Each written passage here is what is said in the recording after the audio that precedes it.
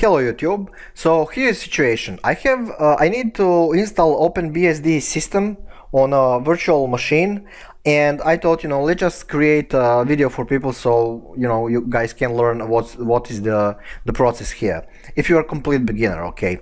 So this is the image file. See, disk image, and if I go right click and then go to properties, you will see that of course extension is ISO.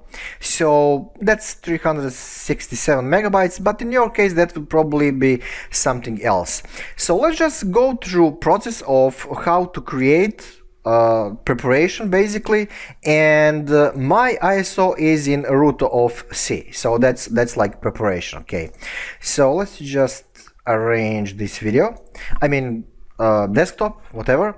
So the first thing is you need to go to new, well, at least in my case. Then let's give some name to our system, like server. I'm just gonna type server here, who cares.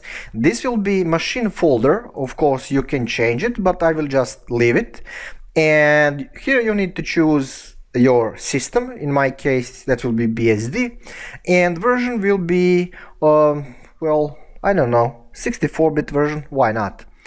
Okay, I mean, it doesn't matter, I'm just preparing things here. So next, and how many of memory I need to allocate to this machine, and let's just say 300 megabytes, because I have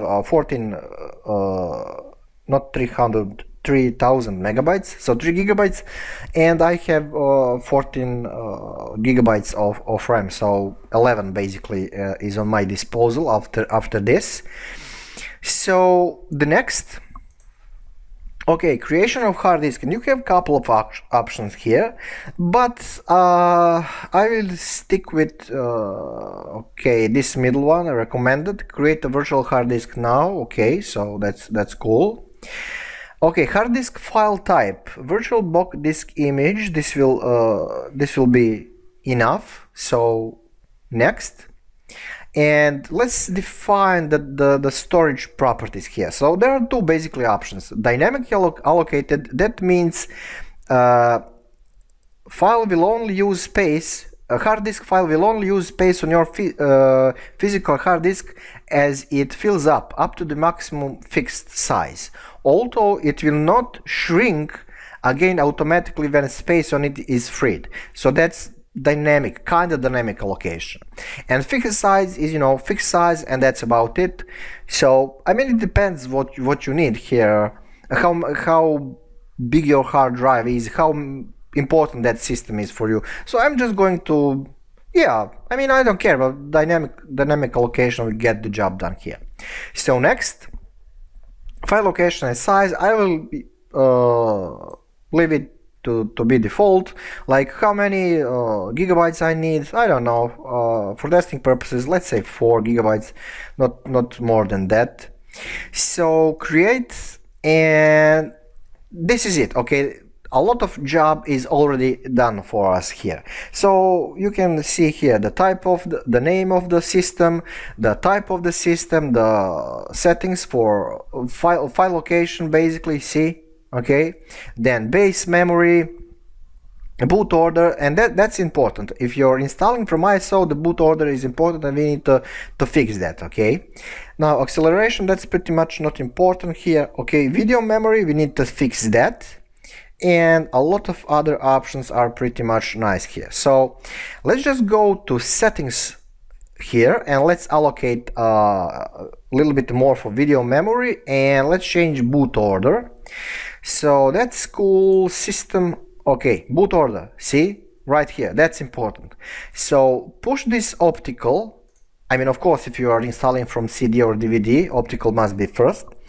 Floppy and hard drive, hard disk will go up, and I think that's the minimum that we need to set. The next thing is, PS mouse, that's cool. The next thing is, let's see that video memory. Just a second, where is that? Oh, display. Okay, so display, and 60 megabytes is not that much, so I will just go with I don't know, 64. That will be, You can have more, it depends what you're doing about your system, but you know, that will be enough.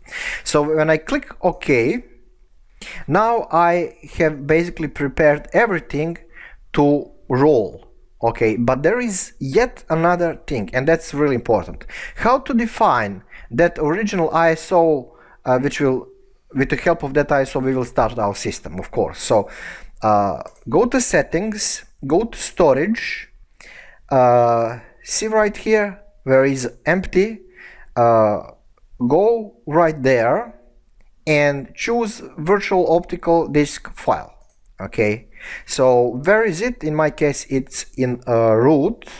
Okay, and just a second, where is, okay, right here. Right here. So just click on it, well, at least in my case, and then when I say open and OK, now I can start my machine. But you probably don't care about OpenBSD, you know, you have your own issues and problems and stuff, you want to set your system, I don't know. But you know, let's just start with the first 10 seconds of installation, just, you know, to see how it looks like.